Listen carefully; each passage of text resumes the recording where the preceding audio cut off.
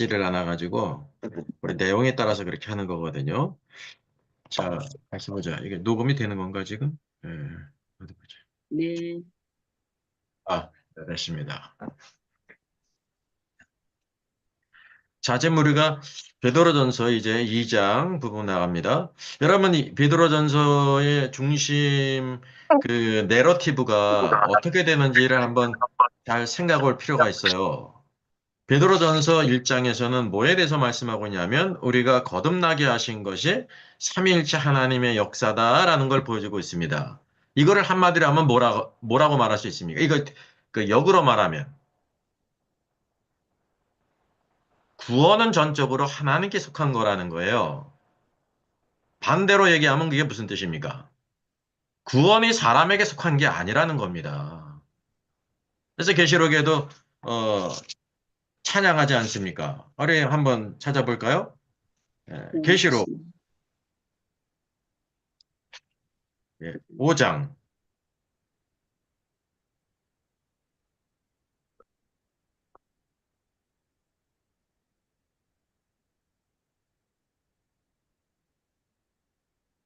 계시록 5장을 봐도 여기 이제 네 생물과 24장로들이 어린 양에 엎드려 각각 검은고와 향을 가득한 금대접을 받았는데 개역개정은 이 향은 그랬는데 향이 아닙니다. 금대접은 성도들의 이제 기도들이라 하면서 그들이 새 노래를 불러 이르되 두루마리를 가지시고 그 인봉을 대기 합당하시도다 일찍이 죽임을 당하사 각 족속과 방언과 백성과 나라들 가운데 사람들을 피로 사서 하나님께 드리시고 그 누가 그렇게 하셨냐면 어린 양께서 그리고 그들로 우리 하나님 앞에 나라 왕국과 제사장들을 삼으셨다.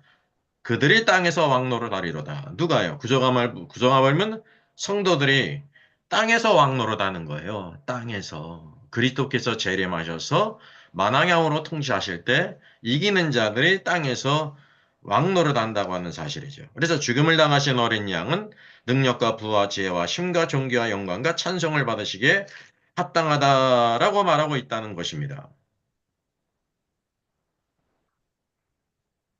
그래서 이제 이 구원하심이 누구에게 있냐면 하나님께 있다라는 걸 보여주고 있는 것입니다. 그럼 우리가 거듭난 이후에 어떻게 됐다고 말씀하고 있습니까? 1장 후반부에 뭐라고 말씀하고 있어요? 23절 너희가 거듭난 것은 썩어질 씨로 된 것이 아니요 썩지 아니할 씨로 된 것이다. 그래서 살아있고 항상 있는 하나님의 말씀으로 되었다는 것입니다. 거듭남은 씨로 비유되지 않았습니까? 썩지 아니할 씨인데 이 땅의 모든 것은 다 썩어질 씨예요. 이게 썩지 아니할 씨로 됐는데 이것은 뭐냐면 살아있고 항상 있는 하나님의 말씀이라는 거예요. 우리가 구원받은 것을 무엇을 통해 알 수 있냐면 느낌을 통해서 알 수가 없어요. 밖에 어떤 증거가 없어요. 무엇을 통해 하냐면 살아있고 항상 있는 하나님의 말씀으로 됐다는 걸 여러분 아셔야 되는 거예요. 그래서 이제 거듭남에 대해서 여기 언급하지 않습니까? 이제 요한복음 3장에도 니고데모에게 이제 사람이 거듭나지 않으면 하나님의 왕국을 볼 수도 없다라고 말씀하고 있지 않습니까? 이 거듭남이 거기에 이제 왜 요한복음에만 기록되어 있냐면 니고데모의 사건이 마태, 마가, 누가복음에 없어요. 왜 그러냐면 거듭나는 것은 생명의 문제예요. 그래서 요한복음은 예수 그리스도께서 하나님이시다, 말씀이시다, 그분이 빛이시다, 생명이시다라는 걸 보여주고 있습니다. 생명이 우리 안에 올 때 뭐냐면 거듭나는 그런 하나님의 생명이에요. 그래서 베드로전서는 이것을 썩지 아니할 시다라고 말하고 있는 것입니다. 그러니까 요한복음의 언어로는 뭐예요? 생명이에요. 어떤 생명? 사람의 죽을 생명이 아니라 하나님의 생명, 영원한 생명을 우리 안에 주었다는 거죠. 이것은 이제 썩지 아니할 씨라는 것입니다. 그래서 여기 이제 우리가 거듭났을 뿐만 아니라 거듭난 것이 썩지 아니할 씨로 됐다라는 것을 1장에서 보여주고 있습니다. 그러면 2장은 어떻게 연결되어집니까? 2장의 초반부가 몇 절까지예요? 1절로 3절이죠. 이걸 구분하는 게 중요하다고 그랬어요. 이게 어떻게 이어지냐면 여기에서는 어떤 말씀해 주고 있습니까? 다섯 가지 버릴 것, 모든 악독과 기만과 외식과 시기와 모든 비방하는 말을 버리고, 이게 이제 일상적인 것이 아니라 교회 생활 가운데 이런 것이 있다는 거예요. 세상에서 무더운 것들. 그래서 이제 이 다섯 가지가 어떤 것인지를 잘 우리가 묵상해야 된다는 것입니다. 그래서 이거 버려야 될 것이 있고 적극적으로 갓난아기들과 같이 순전하고 영적인 젖을 사모하라. 그 영적인 젖을 사모하라는 거야. 거듭난 게 썩지 아니한 씨로 됐는데 그 다음에는 이제 썩지 아니한 씨가 바로 예수 그리스도세요. 여기서는 예수 그리스도가 무엇으로 비유가 된 것입니까? 영적인 젖이라니까요. 영적인 젖. 영적인 젖을 사모하라. 왜냐하면 그것으로 말미암아 너희를 구원에 이르도록 자라게 하람이라. 그러니까 이거는 영의 구원을 가리키는 게 아닙니다. 오늘도 구원받은 이후에 우리가 모든 과정이 혼의 구원이에요 말이죠. 혼의 구원이에요. 그래서 이 1장 9절에 뭐라고 말씀하고 있었습니까? 믿음의 결국 곧 혼의 구원을 받음이라. 우리 신앙생활의 모든 것은 혼의 구원의 과정이에요. 우리가 아무리 은혜를 입어도 우리 혼이 변화되지 않았다니까요. 생각이 변화되지 않았어요. 우리의 생각은 다 어떠냐면 대부분 어떤 상황이 있게 될 때 그것은 말이죠. 꼭 나쁜 쪽으로 생각해요. 안 좋은 쪽으로 생각해요. 그래서 나 자신에 대해서 연민을 갖게 하고. 저는 개인적으로 어떤 일이 있지 않습니까? 그러면 가장 좋게 생각해요. 물어보기 전까지는, 알기 전까지는 가장 좋게 생각한다니까요. 근데 지난번에 얘기했잖아요. 이찬수 목사께서 신영복을 이제 존경한다고 했는데, 나중에 그러지 않았습니까? 아, 내가 그 사실은 책 제목이 좋아, 더불어, 그 제목이 좋아가지고 한 구절을 따가지고 이렇게 한 건데, 그 책을 이제 다 읽어본 것도 아니고, 그리고 또 뭐냐면, 신영복이라는 사람이 누군지 몰랐다는 거 아닙니까? 그 한번 검색해 보면 아는데. 그래서 그 이제 그거는 이제 실수다라고 이렇게 해명을 했어요. 근데 또 하나의 문제가 바로 뭐냐면 오늘 제가 말씀드린 것처럼 정동수 목사께서 이제 그 이찬수 목사 그 강재섭이라는 목사를 아주 존경하는데 그 사람이 요한복음을 썼단 말이죠. 그 요한복음 강의 1장 설교를 하면서 그 사람이 말한 그 구절을 다 얼마나 좋아하면 다 외우고 있다고 하면서 그거를 이제 이렇게 설교 시간에 했단 말이죠. 그래서 정도수 목사가 이제 다른 어떤 이제 유튜버 작가가 있어요. 작가 신앙이 어, 아주 굉장히 진실된 그런 사람이 있습니다. 그것을 이렇게 인용하면서 강재섭이라는 목사는 쭉 찾아보기만 하면 요한복음이라는 강해집도 쓸 뿐만 아니라 반야신경도 썼다니까요. 반야신경. 그리고 이제 영성훈련 합의람을 하는데 하나님의 비밀을 맡은 사람 뭐 이렇게 해가지고 영성 수료원 같이 하는데 이렇게 뭐 이제 그 불교의 스님들과 같이 막 이렇게 영성 수료원을 같이 하는 사람이에요. 예수님을 믿질 않아요. 예수님이 우리의 죄를 왜 대신 죽을 필요가 있느냐? 우리를 어떻게 구원하느냐? 예? 우리 스스로가 구원해야지. 예수님은 누구를 구원하러 오신 분이 아니라는 겁니다. 누구를 또 자기를 따르라고 한 말도 없다는 거예요. 그러면서 우리가 스스로 구원을 해야 된다고 하면서 예수님은 말하자면은 이 땅에서 혁명가였다라고 말하고 있지 않습니까? 이 죽어서 가는 천국을 믿지를 않아요. 물론 천국이라는 개념이 분별되지 않았기 때문에 어떤 천국을 믿지를 않아요. 이 땅에서 천국을 이루어야지. 그러니까 이 땅의 천국을 어떻게 이룹니까? 더불어 이제 사회주의처럼 그것을 이룬다는 거죠. 그래서 제가 생각할 때 이제 그거에 대해서 해명이 없는데 아직 해명이 없어요. 그러니까 그 사실은 가장 좋은 경우는 뭐냐면 그것도 그냥 책 제목이 이렇게 구절이 너무나 좋아가지고 그 사람의 그 본질이 무엇인지를 알지 못하면서 그걸 인용했을 것 같아. 그게 가장 좋게 생각하는 거예요. 무지해서 예? 실수로 그 사람만 조금만 찾아봐도 5분만 들여서 찾아봐도 어떤 사람인지를 안다 말이죠. 예수 그리스도를 부인하는 자예요. 음? 그래서 오늘도 우리가 이 5가지를 버리고 갓난아기처럼 순전하고 영적인 젖을 사모하게 되면 신앙이 구원에 이르도록 자라간다는 우리의 생각이 변화되고 생각이 변화돼야 돼요. 생각이 참 변화되질 않아요. 그래서 고린도서에서는 이걸 뭐로 비유했습니까? 견고한 진이라. 아주 견고한 진, 깨지질 않는 견고한 진이에요. 음? 그러니까 예수를 믿어도 생각이 안 변하면 신앙의 그 성장이 없습니다. 그냥 신앙생활 오래 한 거지. 그래서 생각이 변화돼야 돼요. 로마서 12장에 말씀 있는 것처럼 변화를 받아야 된다 말이죠. 생각도 변하고, 감정도 변하고, 의지도 변하고. 그래서 오늘도 우리가 하나님의 온전하고 기뻐하고 선하신 뜻을 따라서 이렇게 살도록 힘써야 된다 말이죠. 그래서 이제 영적인 젖을 사모하라 말이죠. 여기는 이제 뭐냐면 1장에서는 썩지 아니할 씨가 있잖아요. 생명이 있잖아요. 생명. 그게 어떻게 되는 거예요? 자라야 된다는 거예요. 무엇으로 자라요? 이게 영적인 젖을 통해서 자란단 말이죠. 이게 젖이라고 하는 건 애기들이 먹는 거 아닙니까? 이게 은혜로운 말씀. 음. 오늘도 우리에게 참 은혜로운 말씀이 필요하잖아요. 근데 그 은혜로운 말씀은 누구를 위한 거냐면 갓난아이에게 필요한 것입니다. 히브리서 말씀에도 말씀하고 있지 않습니까? 너희가 이제 선성이 될 터인데 젖이나 먹는 자가 지금 되었다라고 말씀하고 있지 않습니까? 근데 젖이 필요 없다는 게 아니에요. 반드시 생명의 씨가 씨어 뿌려진 이후에 은혜의 말씀을 쭉 먹어야 되는 것입니다. 그 문제는 바로 뭐냐면 그 다음에 이거 자라서 장성한 자는 무엇을 먹냐면 단단한 음식을 먹는다는 거예요. 단단한 음식이 비유 아닙니까? 그 비유를 뭐라고 해석했어요? 의의 말씀을 경험하는 자. 의의 말씀. 오늘도 의의 말씀을 오늘도 우리가 참 이렇게 뭐라 그럴까 그렇게 기뻐하지 않습니다. 저를 비롯해 가지고 의는 책임이 따르거든요. 의. 예? 은혜가 좋지. 잘못해도 그냥 무조건 용서해주고 잘못했다가 하면 끝이야.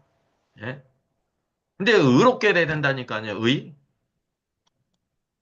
근데 이제 여기 베드로전서에서는 우리가 영적인 젖을 사모함으로 말미암아 구원에 이르도록 자라가라. 그래서 이게 이제 구원의 부분이 혼의 구원을 가리키는 거예요. 1장 9절에서도 믿음의 결국은 혼의 구원이라. 이 혼의 구원의 자세한 내용들은 다 어디에 있습니까?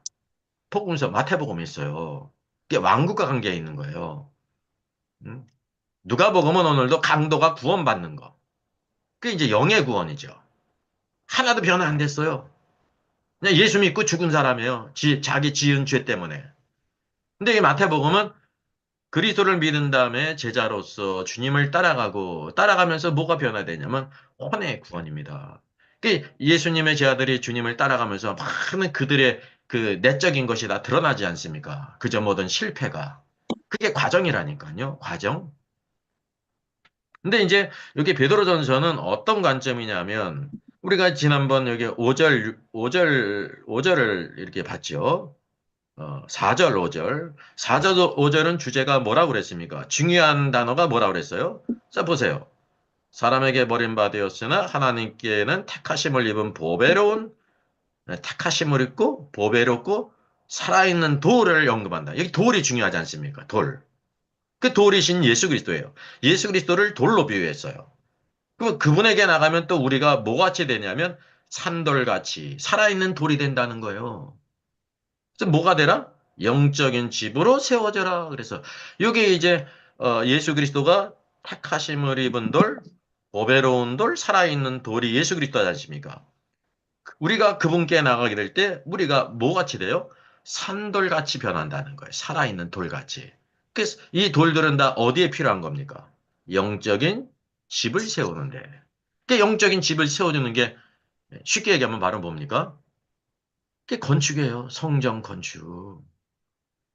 참된 성전 건축은 구원받은 성도들이 우리가 이게 썩지 아니할 씨가 있었고 거듭났기 때문에 오늘도 이 순전하고 영적인 젖으로 말미암아 구원에 이르도록 자라가라는 것입니다. 여기 이제 마태복음 모든 말씀이 여기다 포함되는 거예요. 그리고 또 한편으로는 뭐를 언급하고 있냐면 우리가 영적인 집으로 세워져야 된다. 영적인 집으로 건축돼야 된다. 이거를 이제 그냥 한자로 얘기하면 성전을 건축해야 된다라는 거예요. 성전.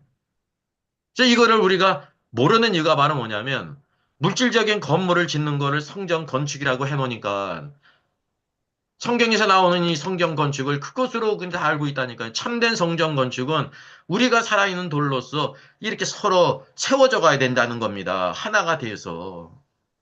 예? 느헤미야가 성벽을 쌓을 때 다 이렇게 쌓아가듯이 그렇게 돼야 된다는 거죠. 그래서 이 말씀에 대한 중요한 말씀이 뭐라고 그랬습니까? 에베소서 2장 21절입니다. 에베소서 2장 21절. 한번 다시 한번 보세요. 내 성경을 보는 게 여러분 제일 중요합니다. 듣기만 하면 10%예요, 10%. 근데 성경을 보면 아, 여기 있는 이 말씀이구나. 적어도 70%를 알 수가 있어요. 자, 2장 21절. 제가 여기 예배서 2장 말씀을 보면서 14절 말씀을 인용하지 않습니까?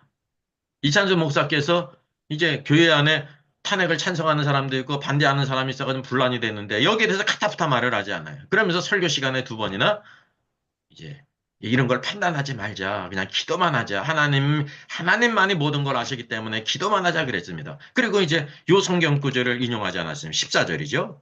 그는 우리의 화평이신지라 둘로 하나를 만드사 원수된 것, 그 중간에 막힌 담을 자기 육체로 오시고 요 성경 구절을 인용한 게 무슨 뜻이에요? 지금 여기 분당 우리 교회 안에도 찬성을 찬성하는 무리들이 있고 반대하는 무리들이 양대 무리들이 있는데 이거를 뭐라고 했냐면 이 둘이 탄핵을 찬성하는 자나 반대하는 자나 이 둘로 예수 그리스도의 십자가로 하나로 만드사 원수된 것 중간에 막힌 담을 자기 육체로 허물었다 하나가 되겠대 그렇게 인용한 거 아닙니까? 이게 올바른 인용입니까? 잘못된 인용입니까? 잘못된 인용이에요. 이게 큐티식 해석 성경에서 이라니까요. 둘을 갖다가 탄핵 찬성과 탄핵 반대로 해석을 한 거예요. 이거는 유대인과 이 이방인이 예수 그리스도 안에서 하나가 된다는 것을 가리키는 거예요. 교회가. 글쎄, 교회는 여러분 두 종류가 있어요. 저는 한 달란트 목사도 안 해요. 0.1달란트, 0.001달러예요. 그러니까 내가 이렇게 섬기는 성도들이 30명, 30명도 안 되지 않습니까? 이찬수 목사는 10,000명입니까? 20,000명입니까? 몰라요. 7,000명인지. 굉장히 많잖아요. 목사의 영광이요. 많은 양떼요. 제가 인정을 해요. 그 영광이 있어야 많은 양떼를 먹이는 거. 그만큼 영양이 있으니까. 근데 두 가지가 함께 없는 것 같습니다. 두 가지를 함께 가질 수가 없습니다. 많은 양떼들을 이렇게 이제 이렇게 목양하는 것에 관심을 두게 되면 거기에 필요를 따서 가야 되거든요. 근데 뭐냐면 저는 삶의 목회 중심이 하나님께 부르심을 볼 때 어릴 때 그 이제 신학교 시절부터 총신대학부터 하나님의 말씀을 바로 가르치는 목사가 되겠다 그런 생각을 가졌어요. 그게 변치를 않았어요.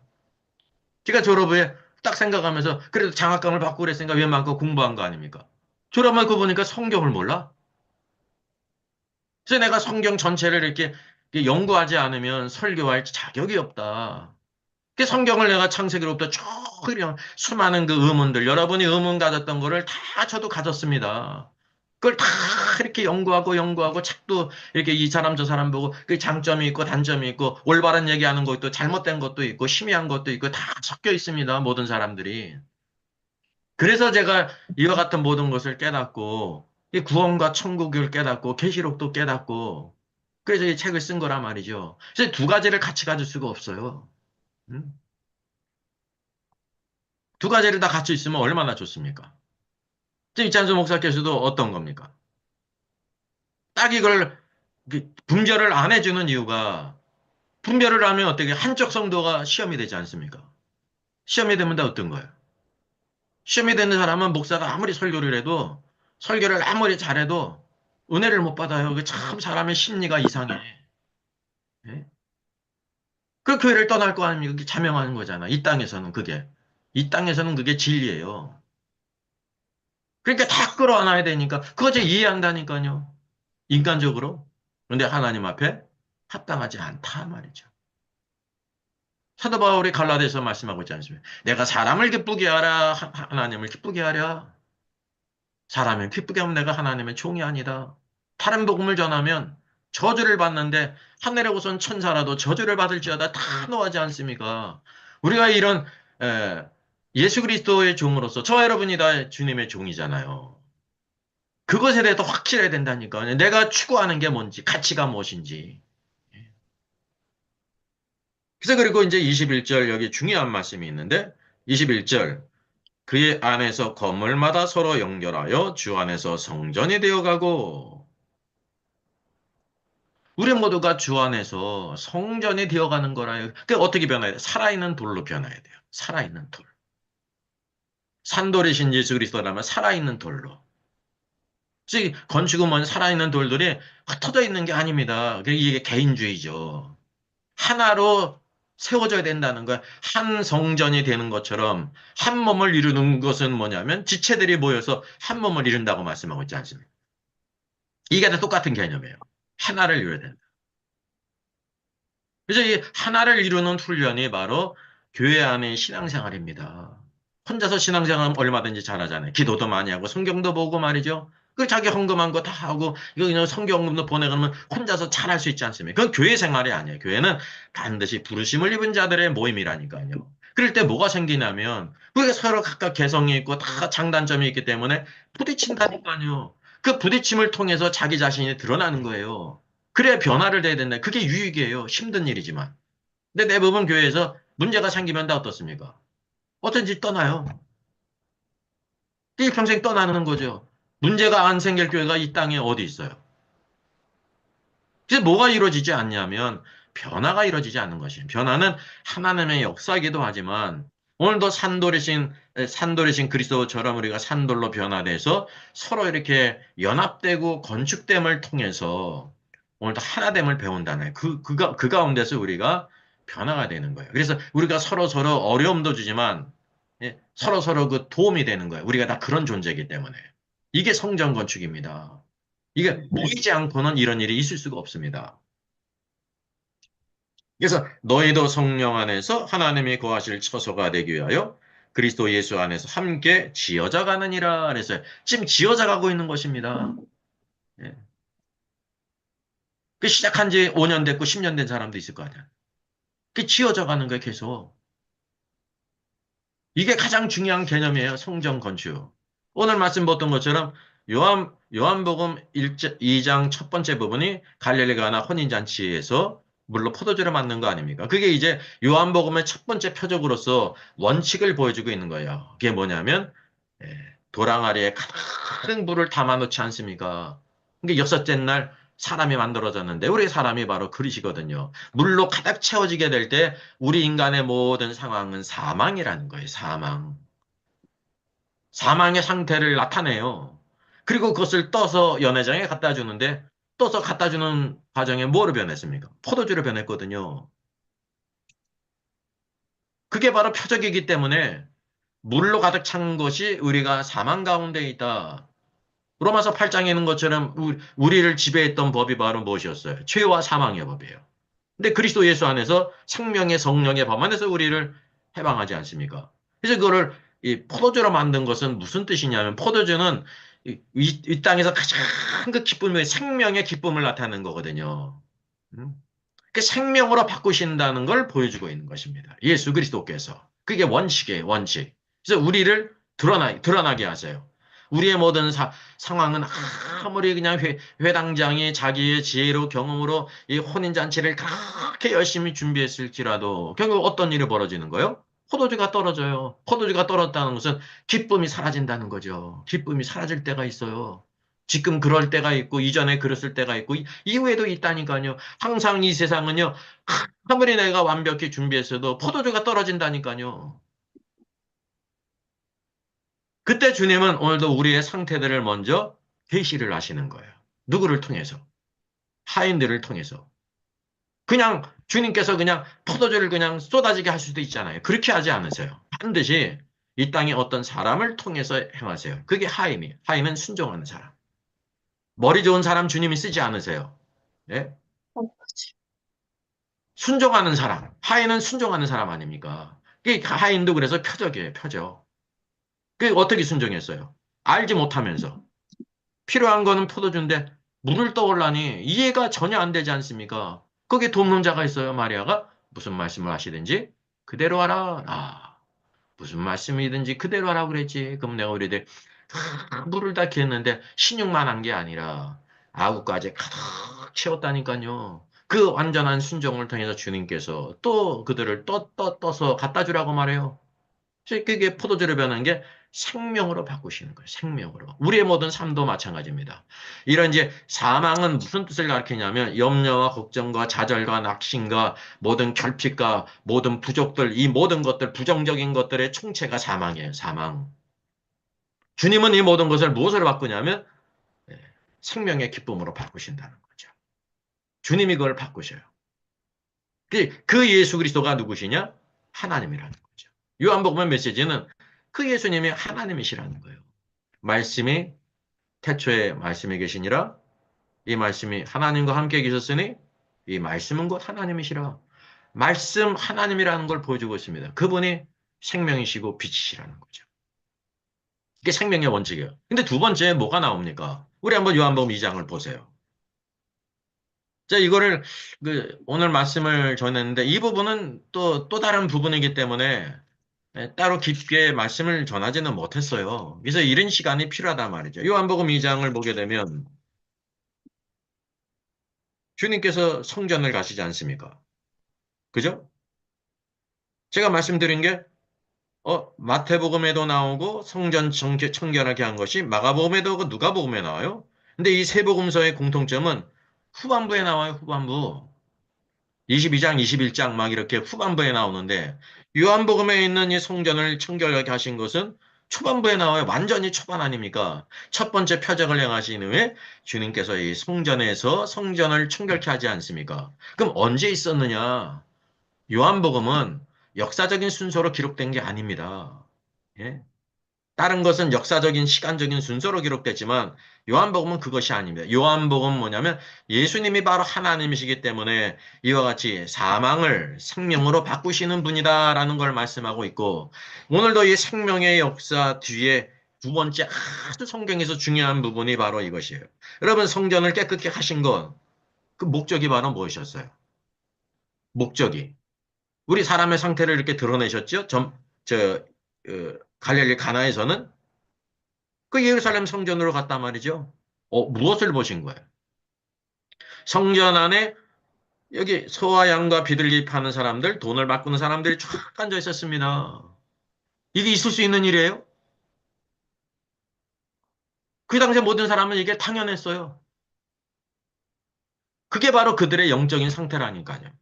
주님이 노끈으로 채찍을 만들어서 모든 것을 다 내쫓았습니다. 돈을 상을 뒤엎었습니다. 그러면서 내 아버지 집으로 장사하는 집을 만들지 말라. 그 유대인들이 이와 같은 일을 행하니까 내가 이런 일을 행하니 무슨 표적을 우리에게 보이겠느냐. 이게 두 번째 이게 표적이에요. 이게 표적. 한편으로 그 이스라엘의 영적인 상태 뭐를 보면 알 수 있냐면 예루살렘 성전을 보면 알 수가 있는 거예요. 동일하게 어떤 사람의 신앙을 뭘 보면 아냐면 교회에 예배할 때 어떻게 신앙생활하고 있는지를 보면 아는 거예요. 근데 이게 포커스가 아니에요. 본질은 뭐냐면 성전의 참된 의미를 예수님께서 말씀하시지 않습니까? 그래서 19절에 뜬금없이 확 끌이 건너뛰어요. 너희가 이 성전을 헐라 내가 사흘 동안에 일으키리라. 지금 이게 헤롯 성전이거든요. 헤롯 성전. 46년 졌어요. 그래서 유대인들이 이 성전은 46년 동안 지었는데 내가 3일 동안에 일으키겠느냐? 허무맹랑한 소리 하지 말아라. 너 미친 거 아니냐? 뭐 이런 식으로 얘기했다니까요. 제자들도 그때 이것을 깨달았습니까? 못 깨달았습니까? 못 깨달았어요. 언제 깨달았냐면 주님이 죽은 자 가운데서 살아나신 후에 주님의 이 말씀을 기억하고 성경과 예수께서 하신 말씀을 믿었다 그랬습니다. 뭐를 믿었어요? 성전을 헐라는 것은 성전된 예수님의 육체, 마디, 몸을 가리키는 거예요. 이게 바로 구약 성경에 이 조명하는 아주 중요한 거라니까요. 모든 성경은 다 예수 그리스도에 대한 거예요. 구약 시대 중요한 것이 성막, 성전 아닙니까? 이것 없이는 신앙생활하는 것이 의미가 없지 않습니까? 이게 바로 뭐냐면 물질적인 성막과 물질적인 성전이었는데 그것이 하나의 예표였다는 거예요. 뭐에 대한 예표? 예수 그리스도께서 오늘도 육신을 입고 이 땅에 오신 예수님을 예표했다는 거예요. 예수님의 그 몸을 가리키는 거예요. 성막이 거룩했던 이유가 뭡니까? 성막이 거룩한 장막이거든요. 성막을 왜 거룩하다고 말해요? 거기 다이아몬드가 있습니까? 없어요, 다이아몬드는. 거룩하신 하나님이 그곳에 계시기 때문에 거룩한 장막이라고 부른 겁니다. 성전을 졌죠. 그게 왜 거룩한 집이에요? 거룩하신 하나님이 그 성전에 계셨어요. 그거는 다 예수 그리스도를 예표하는데 그래서 모든 성경은 다 예수 그리스도에 대한 것이라니까요. 오늘날 여러분 성전, 눈에 보이는 물질적인 성전이 있습니까? 없습니까? 없죠. 구약 시대가 아니기 때문에. 근데 이렇게 교회 예배당을 지면서 많은 경우에 뭐를 짓는다고 그래요? 성전을 짓는다고 그래요. 이게 좋게 말하면 무지한 거고, 나쁘게 말하면 하나님의 말씀을 왜곡하는 거거든요. 예. 그냥 여기 주의 성도들이 모이는 예배당이야. 예배당일지라도 여러분 그거를 가서 평가할 이유가 없습니다. 하나님의 구원받은 성도들이 모여서 예배하고 교제하고 신앙 훈련하는 그 집이 귀하죠. 그러나 성전은 아니라는 거예요. 구약 시대에. 그럼 누가 성전이냐?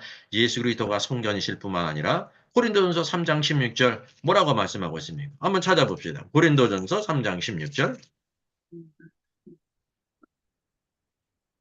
그래도 오늘 오전에 들었기 때문에 좀 생각이 나잖아요.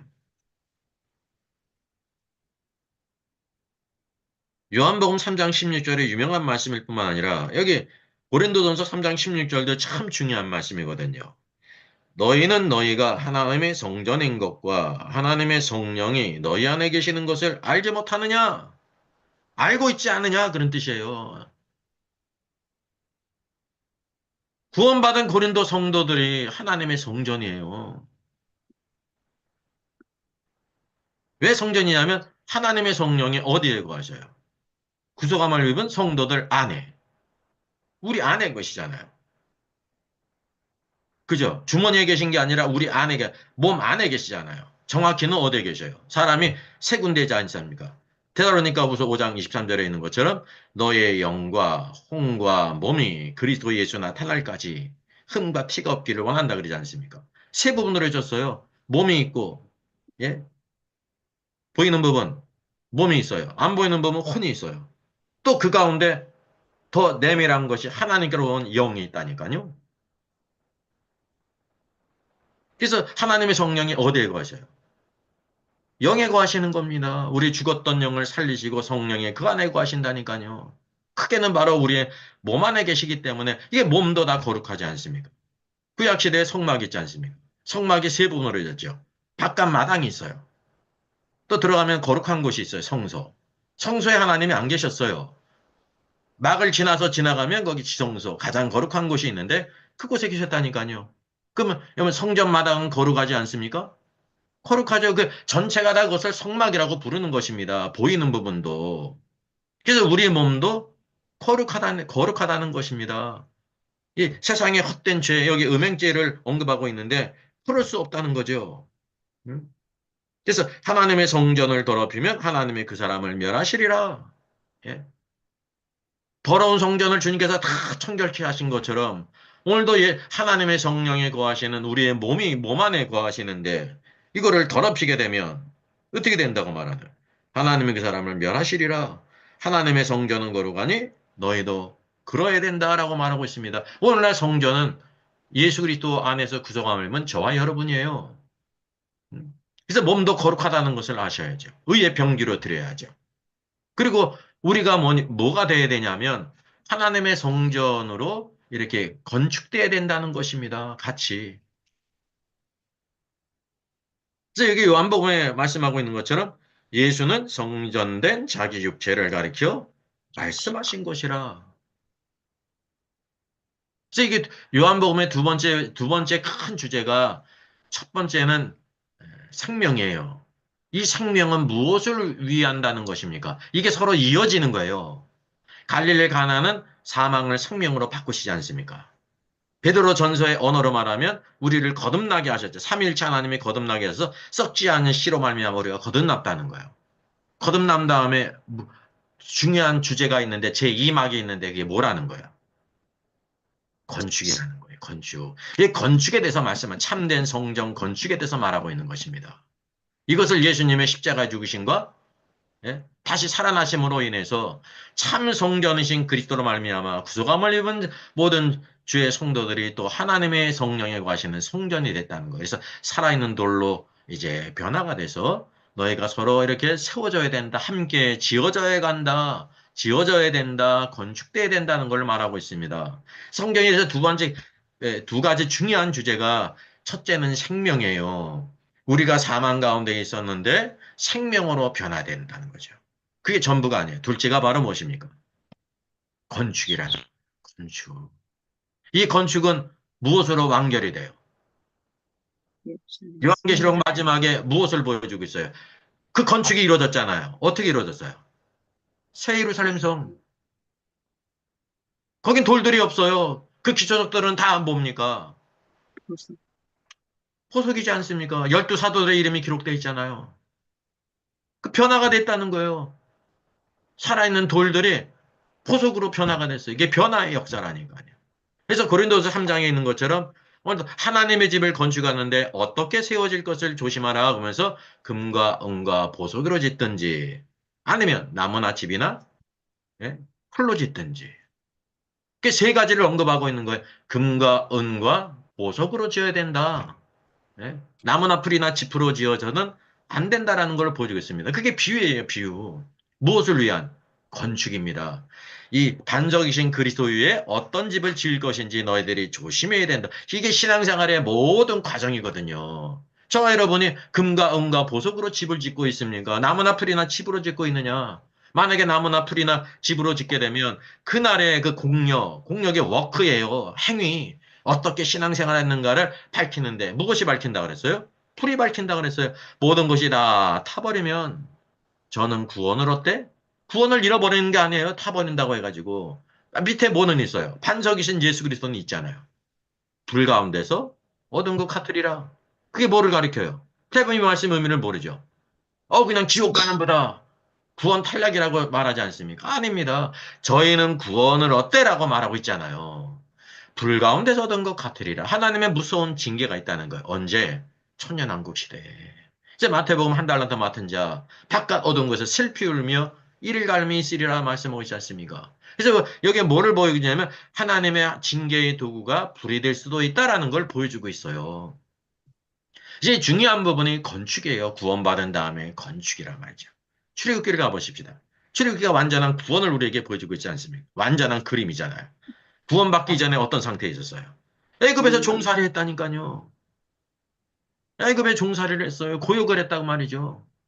하나님을 섬기는 게 없어요. 예배도 없어요. 그게 종살이라니까요.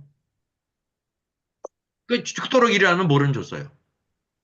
고기는 줬어요. 마늘과 부추도 줬다니까요.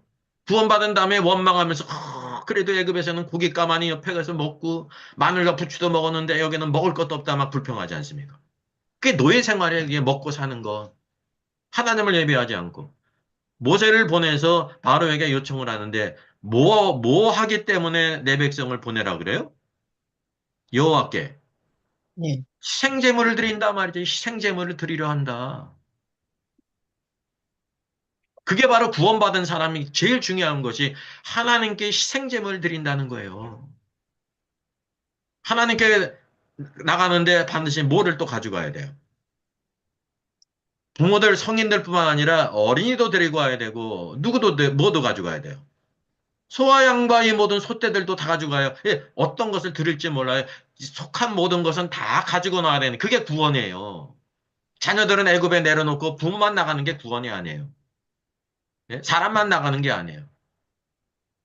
모든 것을 다 가지고 나와야 되는데 왜 어떤 것으로 하나님을 섬겨야 될지 거기에 결정이 되니까 섬길 것이 있단 말이죠.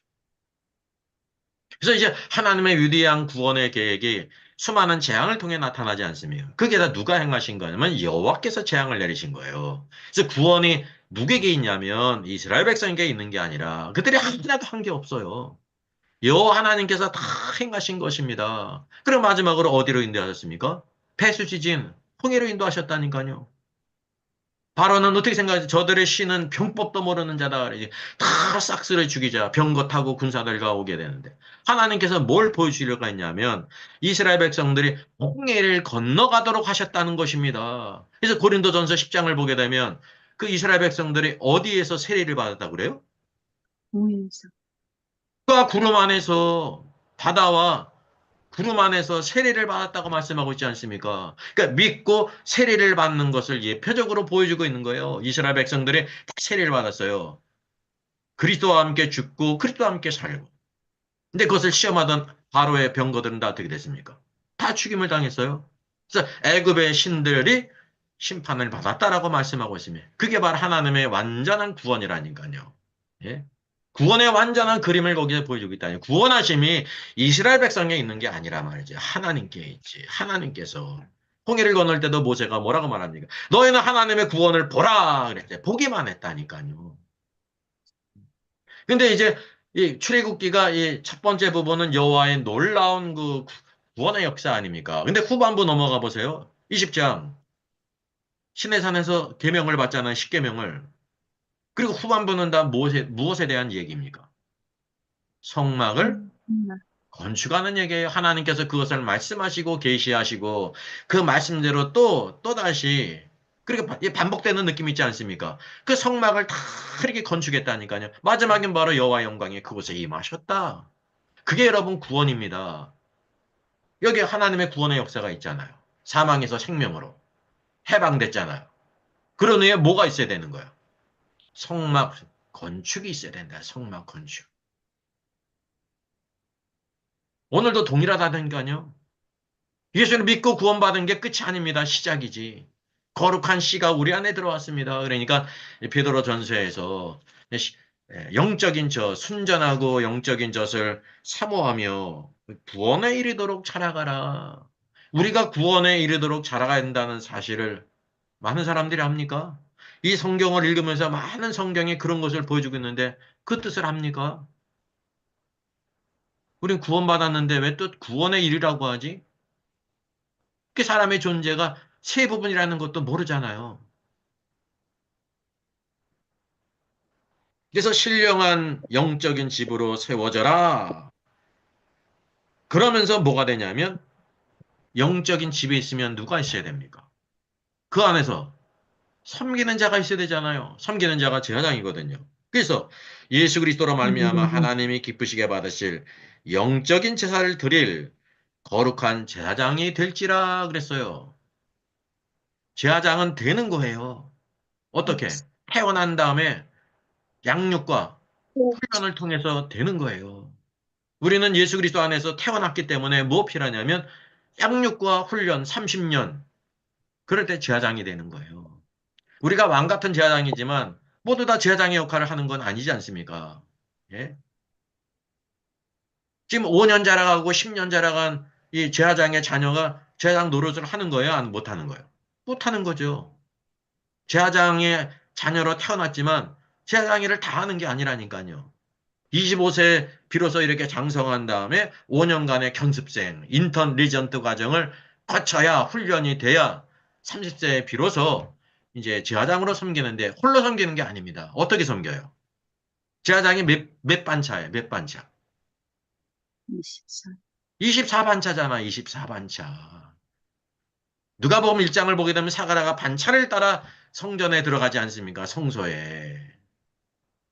24 그 제사장들이 반차를 따라서 돌아가면서 섬긴다니까요. 혼자 섬기는 게 아니에요. 그게 바로 뭐냐면 성전 건축입니다. 함께 섬긴다니까요. 혼자 섬길 수 있는 사람이 없어요. 24시간 어떻게 다 섬겨요? 24시간.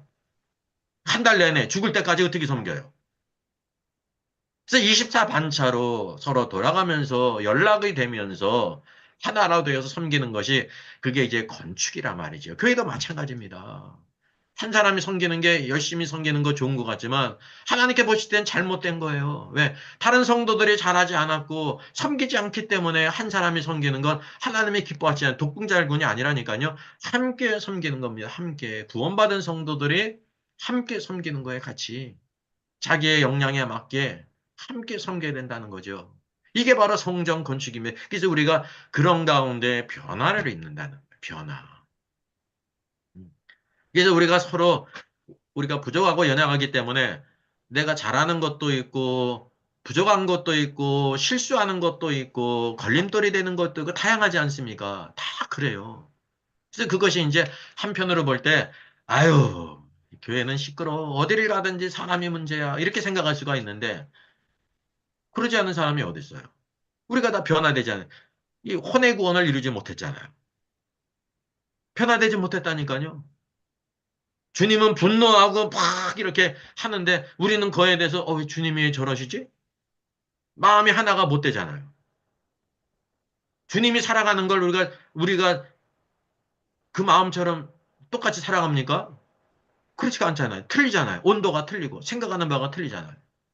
사도 바울이 어떻게 했습니까? 고린도전서 마지막에 누구든지 주를 사랑하지 않거든 저주를 받을지니라 그랬습니다. 그 말씀을 온전히 우리가 깨닫고 이해하는 성도가 얼마나 있습니까? 사도 바울은 뭐가 저주냐면 주님을 사랑하지 않는 게 저주예요. 저주받는 거예요. 왜? 주님을 사랑하고 섬기는 게 얼마나 큰 축복인지. 근데 이런 감을 못 잡는, 그냥 나쁜 짓을 해야, 죄를 져야 우리는 저주를 받는다고 생각하지. 그것도 어떻게 보면 대단한 거예요. 아, 비록 우리가 그냥 내 마음대로 살고, 그냥 엉터리로 살고, 죄 짓고 살았어도, 하나님은 사랑의 하나님이기 때문에 다 용서해 줄 거야. 이런 마음 같지 않습니까? 근데 사도 바울의 관점은, 주님을 사랑하지 않는 게 저주라니까요. 그게 얼마나 적극적이에요. 예수 그리스도가 얼마나 축복된 분인지를 깨달았기 때문에 성령께서 다른 사람을 통해서 이 말씀을 증거하지 않고 사도 바울을 통해서 증거했다는 거죠. 그래서 우리가 적어도 성경을 통해서 사도 바울의 마음을 알고 그래야 주님의 마음을 아는 거예요. 그럼 누구의 마음을 아는 게 더 쉽습니까? 예수님 마음을 아는 게 쉬워요? 사도 바울의 마음을 아는 게 쉬워요? 사도 바울의 마음을 아는 게 더 쉽죠. 더 우리와 가까우니까. 주님은 완전하신 분이잖아요. 그래, 그 예수님의 사랑이 작다는 뜻이 아닙니다. 너무나 크기 때문에 우리들이 그걸 못 느꼈다는 거죠. 우리도 마찬가지예요. 같은 성도들을 통해서 정말 예수 그리스도가 얼마나 저렇게 믿음으로 사는 거 감사하다. 그러니까 그 신앙을 통해서 예수 그리스도가 얼마나 귀한지를 안 것을 우리가 보게 되는 거란 말이죠. 그래서 지금 베드로전서에서는 그래서 두 번째 우리가 썩지 아니할 씨로 거듭났고 그리고 둘째 2장 첫 번째 부분에서 영적인 젖 순전한 젖을 순전한 저 대신 그리스도 그 말씀을 통해서 자라는데 구원에 이르도록 자라가야 된다는 것입니다. 그리고 우리가 보배로운 산돌이신 예수께 나가서 산돌같이 영적인 집으로 세워져 가야 된다. 교회는 우리가 그래서 다 그렇게 세워져 가야 되는 것입니다. 그게 세워져 가기 위해서 어떻게 돼요? 함께 모여야죠. 함께 연락을 해야 되지 않습니까? 벽돌이 이렇게 쌓아져 있는 것처럼 서로 연락이 돼서 쌓아져 가야 되지 않습니까? 일정한 그 이제 설계도를 따라서 함께 이루어져 가는 거예요, 함께. 그래서 내가 택한 보배로운 모퉁이 돌을 시온에 두노니 그를 믿는 자는 부끄러움을 당하지 아니하리라. 내가 택한 보배로운 모퉁이 돌. 이게 모퉁이 돌이신 예수 그리스도죠. 모퉁이 돌은 누구와 누구를 하나 되게 하는 거예요? 유대인과 이방인을 하나 되게 하시는 분이세요. 그걸 시온에 둔다 그랬어요. 이 시온은 어디의 시온일까요? 이 땅에 있는 이스라엘 땅에 시온이 있죠. 시온산에 바로 그 중심으로 예루살렘이 있고 유대가 있는 거예요. 이 시온은 어디의 시온이에요? 계시록 14장을 보게 되면 처음 익은 열매가 어디에 섰습니까? 어린 양과 함께. 신사. 했었잖아요. 그 시온이 어디예요? 땅의 시온이 아니라 하늘의 시온이에요. 하늘의 시온. 여기 시온에 있다. 시온이 이 무퉁이 뚫으신 그리스도를 시온에 두었다는 것은 무슨 뜻입니까? 우리 죄를 위해 십자가 죽으시고 부활하셔서 승천하셔서 어디에 계시다는 거예요? 하늘에 계시다는 걸 하늘에 시온에 두었다. 그래서 그를 믿는 자는 부끄러움을 당하지 않는다라고 말씀하고 있습니다. 그래서 7절. 그러므로 믿는 너에게는 보배이나 얼마나 놀라워요. 믿는 저와 여러분에게는 보배로운 분이라는 거예요. 보배. 예. 보배라니까 떠오르는 게 있거든요. 그 뭐야 반지의 제왕에서 특별한 캐릭터 있는 사람이 있죠. 연기는 잘했는데 상을 못 받은 사람. 하고 그 괴팍한 사람 있잖아요. 음. 골룸이잖아요. 골룸. 연기는 너무나 가는데 못 받은 이유가 그 이제 그게 그 모양을 뭐 이렇게 그래픽인지 뭔지 이렇게 해가지고 한 거기 때문에 그래서 상을 못 받았다고 그러더라고요. 연기는 너무나 잘했는데 막 이중 연기 아닙니까? 이게 뭡니까 그게? 예, 이중 어, 다중인격자 골룸이 됐다가 뭐가 됐다 확 이렇게 되지 않습니까? 그 골룸이 제일 잘 쓴 말이 뭐였어요? 유명한 말이? 아, 그 반지 보고 뭐라고 그래요? 반지 보고.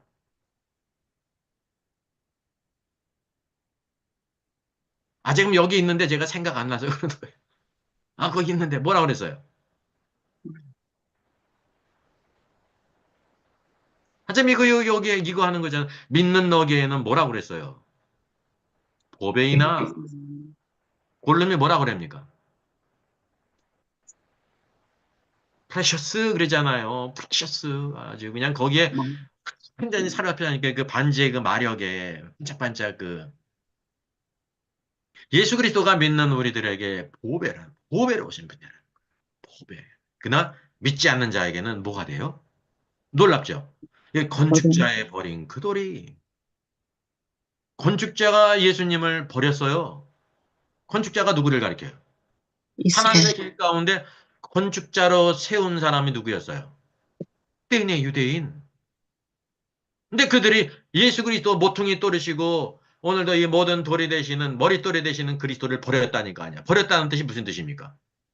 십자가에 못 박았다는 것입니다. 근데 그가 모퉁이의 머릿돌이 됐다는 것입니다. 모퉁이의 머릿돌이 되었다. 얼마나 놀라운 일입니까? 예? 또한 뭐가 됐냐면 부딪히는 돌과 걸려 넘어지게 하는 바위가 되었다는 거예요. 누구에게? 있지. 예? 부딪히는 돌. 많은 사람들이 예수를 안 믿죠. 예수님이 어떤 돌이기 때문에 그런 거예요. 부딪히는 돌이야. 고린도전서에 말씀하고 있는 것처럼 십자가의 돈을 믿지 않는 자에게는 능력이 없지 않습니까? 예. 어떻게 구원받냐 하면 십자가의 도의 말씀을 통해 구원받아요. 표적을 통해 구원받는 게 아니에요. 기적을 받아 지혜로운 말을 듣고 구원받을 사람이 없다니까요. 그래서 유대인들은 표적을 구하고 왜 오늘도 이 표적을 구한 사람이 얼마나 많이 있어요. 뭐 천주교나 불교나 뭐 기독교 안에 뭐 그냥 기적을 받아가지고 일익사는이고 전에 얼마나 많이 있습니까? 하나님의 역사가 없다니까요. 그 지혜로운 말을 듣기 위해서 철학이든지 뭐 사상이든지 막 이런 거. 그러니까 그런 사람들이 그런 철학과 사상을 전한다니까요. 그런 부류들이 있기 때문에. 그래서 그들에게는 부딪히는 돌이에요. 십자가에 달려 돌아가신 예수님이 부딪히는 돌이에요. 그래서 목사가 됐어도 뭐예요? 예수님이 우리를 왜 뭐 죽으시냐? 우리가 예수님 믿어가지고 어떻게 구원받느냐? 주님은 우리를 구원할 필요가 없다는 거예요. 주님은 주님 자신이 구원을 하신 거지. 이따위 소리를 한다니까요. 그리고 걸려 넘어지는 바위가 되었다는 것입니다. 주님을 믿지 않는 불신앙자들에게. 오늘도 우리가 예수님을 믿으면서 하나님 말씀이 부딪히는 사람이 많이 있지 않습니까? 걸려 넘어지는 많은 사람이 있잖아요. 예수님의 말씀이 바위야, 바위. 그게 걸려 넘어져요. 그게 어디 안에 있기 때문에 그런 거예요. 자기 생각 안에 세상의 사상과 철학 안에 있기 때문에 그런 거예요. 하나님의 말씀에 있지 않아요. 하나님의 말씀은 언제나 이해가 된다니까 이 모든 말씀은 얼마든지 이해가 되는 말씀입니다. 예, 아멘. 예. 마리아처럼 이해할 수가 없어요. 되게 처녀가 애를 낳아요. 이때까지 그런 일이 한 번도 없었잖아요. 네? 리브가가 저기 뭐야 이삭이 탄생할 때 여러분 그게 처녀가 애를 낳은 거예요? 아니에요. 경수가 끊어진 거지, 경수가. 그런 일이 없음에도 불구하고 하나님의 말씀은 되죠. 능침없이 없다 그러니까. 주의 계집종연이 말씀대로 이루어지이다. 이게 바로 믿음이에요. 자기 이성으로는 이해할 수 없어요. 이해할 수 없지. 예? 그게 바로 믿음이라니까요. 근데 우리는 다 대부분 어디에 있냐면 그냥 미절고절 다 이렇게 얘기해 줘야 믿는단 말이죠. 예. 그러니까 믿을 사람이 있을 것 같아요? 없어요. 하나님의 창조의 모든 역사를 우리에게 다 설명해 주면 믿을 수 있습니까? 창조의 모든 역사를 설명해 주실 수 있으세요? 없으세요? 그걸 만약에 했을지라도 우리가 그것을 이해할 능력이 없다니까요. 그러니까 주님이 그 말씀 안 하세요. 그냥 단지 말씀으로 천지가 창조되었음을 우리에게 보여주고 있단 말이죠. 우리 시브리서 말씀 같이 한번 보겠습니다. 시브리서. 시브리서에 뭐라고 말씀하고 있습니까? 자, 11장입니다. 믿음장.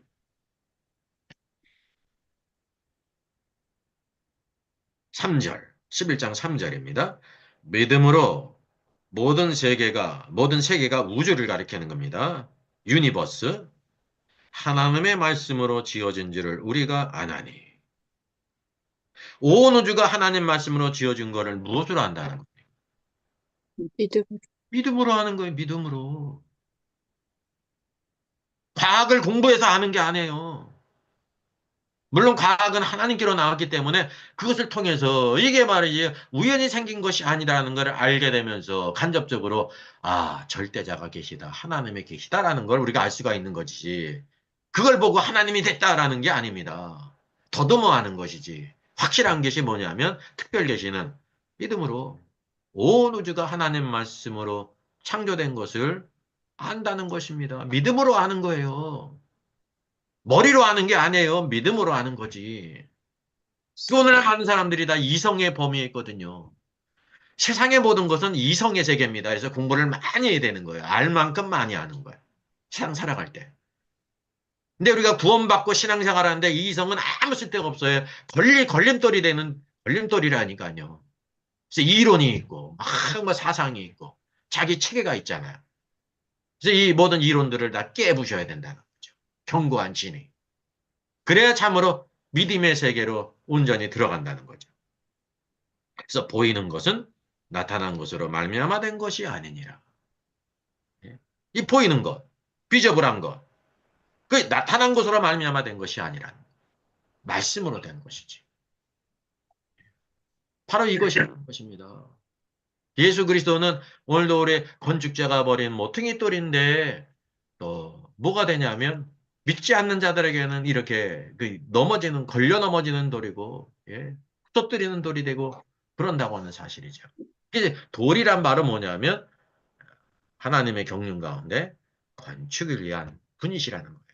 그래서 우리를 어디로 이끄냐면 새 예루살렘 성, 그 건축이 됐잖아요. 새 예루살렘 성을 여러분 많이 몰라요. 그거를 실제로 있는 것으로 안다니. 새 예루살렘 성이 실제로 물질적으로 존재하는 것으로 많이 알지 않습니까? 그렇게 또 설교를 하고. 아니에요. 그게 표적이에요. 표적. 응? 믿는 성도들이 변화가 돼서 하나의 집을 이뤘다. 하나님이 거하시는. 그래서 영원토록 하나님과 함께 거하시는 것을 그 상징으로 보여주고 있는 거라니까요. 영적인 것은 다 상징이에요. 믿는 사람들에 대한 건.